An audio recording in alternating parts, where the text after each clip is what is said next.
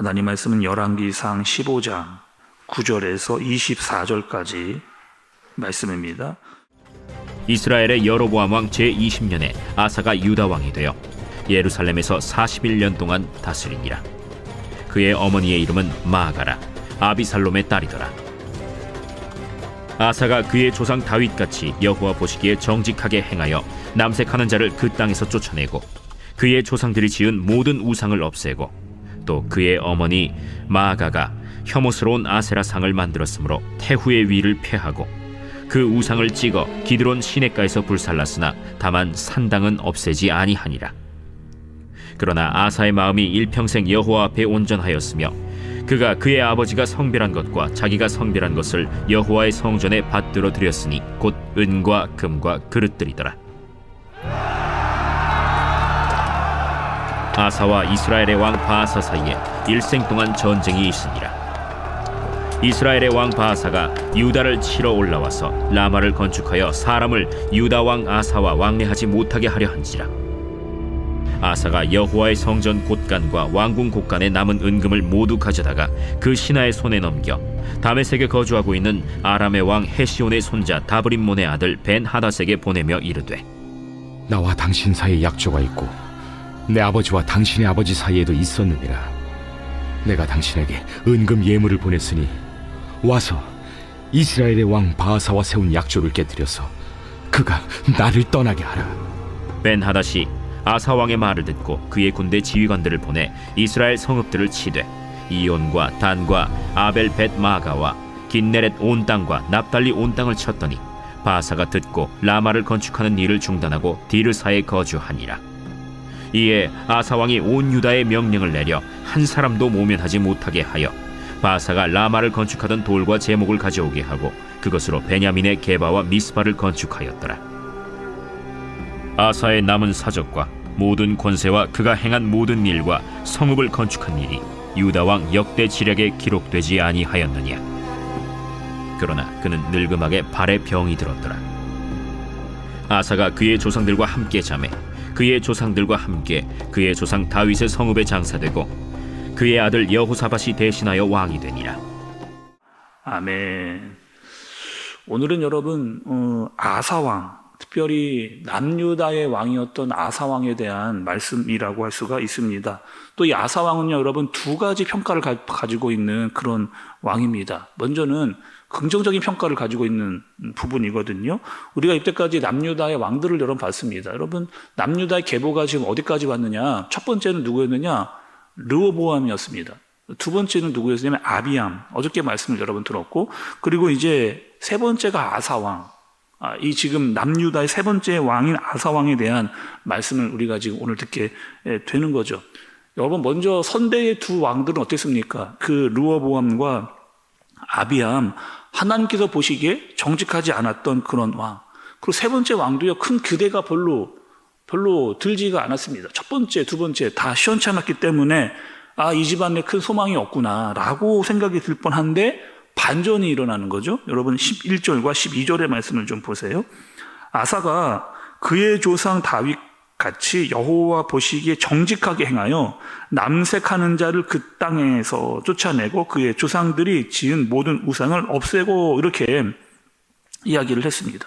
아니 여러분 1대 2대가 완전히 좋지 않은, 제대로 되지 않은 왕이었는데 세 번째 왕은 어떤 왕이냐? 하나님 보시기에 정직한 왕이 드디어 이 아사 왕으로 또 시작이 되는 거죠. 말씀해 보니까 다윗과 같았다 이렇게 이야기를 하고 남색, 그러니까 동성애하는 사람들도 몰아내는 그런 일을 하게 됩니다.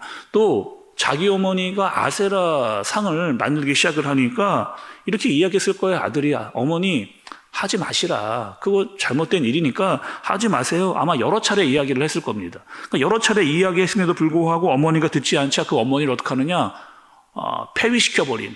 폐위시켜버리는 일을 하게 됩니다. 그리고 우상들도 다 찍어버리는 그런 일들을 단행해 나가는 거죠.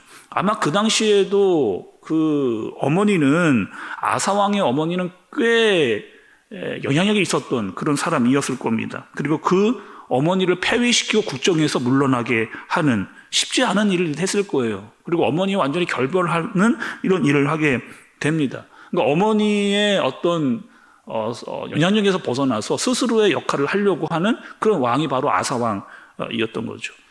우리 입장에서 보면 여러분 어떤 일일까요? 이 아사왕의 행동이 아마 이러지 않을까. 부모 형제들이 내가 신앙생활하는 것에 대한 저항이 있습니다. 여전히 나는 꿋꿋이 하나님을 믿고 의지하고 신앙생활을 하려고 하는 마음을 가지고 있는 것.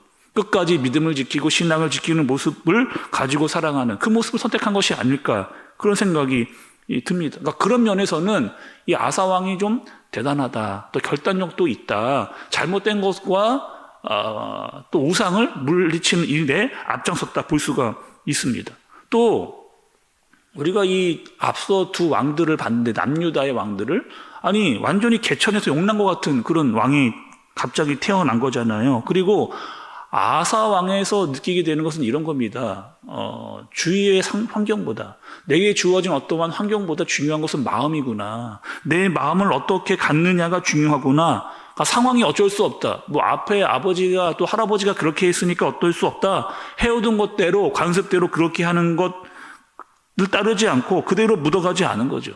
어떻게든 잘못된 것에 대해서 개혁을 일으키려고 했던 왕이었고 반대하는 것들에 대해서 굽히지 않았던 그런 왕이라고 볼 수 있습니다. 그러니까 이런 부분에서는 긍정적인 평가를 내릴 수 있는 왕이 이 아사 왕이라는 거죠. 그런데 긍정적인 평가와 함께 부정적인 평가도 있는 왕이 바로 이 아사 왕입니다. 좀 아쉬움도 있고 안타까운 마음도 있습니다. 여러분 14절의 말씀을 보면 산당은 없애지 아니하니라 이렇게 이야기를 하거든요. 그러니까 우상을 없애는 데까지는 힘을 다했습니다. 그런데 조금만 더 우상도 이렇게 다 부숴버리는 참에 산당까지 다 없애버리면 좋겠는데 그것까지는 하지를 못한 그런 왕이 되는 거죠. 또 이런 일이 여러분 있었어요. 어떤 일이 있었느냐. 남유다와 북이스라엘이 전쟁이 계속해서 이어지고 있었습니다. 그리고 지금 보니까 지금 남유다 왕이잖아요. 아사가. 남유다의 왕인데 북이스라엘이 조금 더 우세한 전력을 가지고 있었어요. 그래서 어떻게 하느냐. 이 아사 왕이 아람 왕이라고 하는 벤하닷과 동맹을 맺는 이런 일을 하게 되는 거죠. 그리고 오늘 본문에는 나와 있지 않지만 역대하 16장에 가면 여러분 이런 일을 하게 됩니다. 어떻게 하느냐? 하나니라고 하는 선지자가 아사를 찾아와요. 그리고 네가 어떻게 하나님을 의지하지 않고 다른 왕에 의지하여 동맹을 맺었느냐라고 그렇게 이야기를 했을 때 이 아사가 화가 나서 그 선지자를 감옥에 가두는 일을 하게 되는 거죠.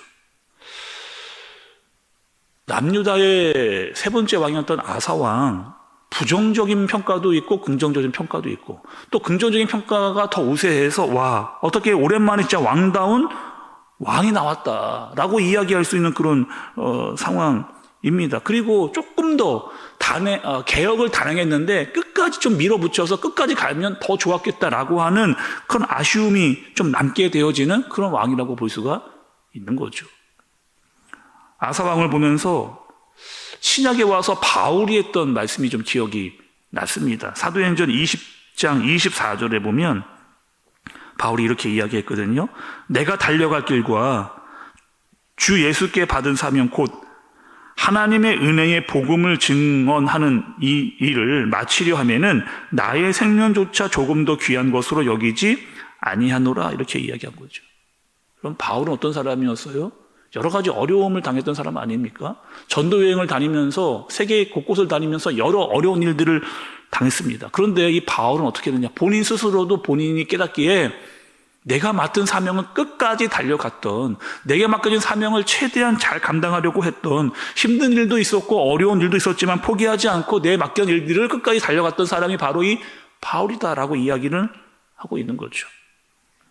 하나님께 은혜를 받은 자였고 복음을 전하는 그 일, 내가 받은 사명에 대해서 잊어버리지 않고 내 생명을 다하기까지 달려갔던 사람이 이 바울입니다. 바울을 보면서 물론 아사가 긍정적인 부분, 부정적인 평가를 다 받고 있었지만 그 아쉬운 부분에 있어서 끝까지 정말 하나님께서 맡기신 일들을 감당하지 못했던 부분에서는 바울을 볼 때 좀 위로가 되는 거죠. 끝까지 내게 주신 사명, 그것을 위해 포기하지 않았던 그 바울, 그리고 저 또한 그렇게 살아가기를 기도하고 다짐해야겠다는 마음이 들게 됩니다. 바울뿐만이 아니죠, 여러분. 예수님도 그렇게 하셨습니다. 내게 주어진 사명을 위해서 끝까지 달려가셨던 예수님 뿐만 아니라 예수님의 뒤를 따라 베드로가, 또 디모데가, 야고보가, 수많은 사람들이 예수님을 따라갔던 그 모습을 생각해 보게 됩니다. 오늘 여러분, 우리에게 주신 사명이 있잖아요. 우리는 은혜 받은 자입니다. 그리고 우리의 신앙이 변질되거나 타락하지 않고 흔들리지 아니하고 받은 말씀과 은혜대로 끝까지 사명을 붙들고 달려갈 길을 달려갈 수 있는 저와 여러분들 되어지시기를 예수님의 이름으로 축복합니다. 기도하겠습니다. 하나님 아버지, 옳은 길만을 간다는 것이 쉽지 않다는 것을 깨닫습니다. 그렇다고 포기하거나 우리가 변질되지 않게 하여 주옵소서. 상황과 환경에 따라 달라지지 않게 하여 주옵소서. 주신 은혜를 기억하고 받은 사명을 가지고 믿음으로 말미암아 끝까지 달려갈 길을 감당하는 우리가 되어지도록 주님께서 인도하여 주옵소서. 예수님의 이름으로 기도드리옵나이다. 아멘.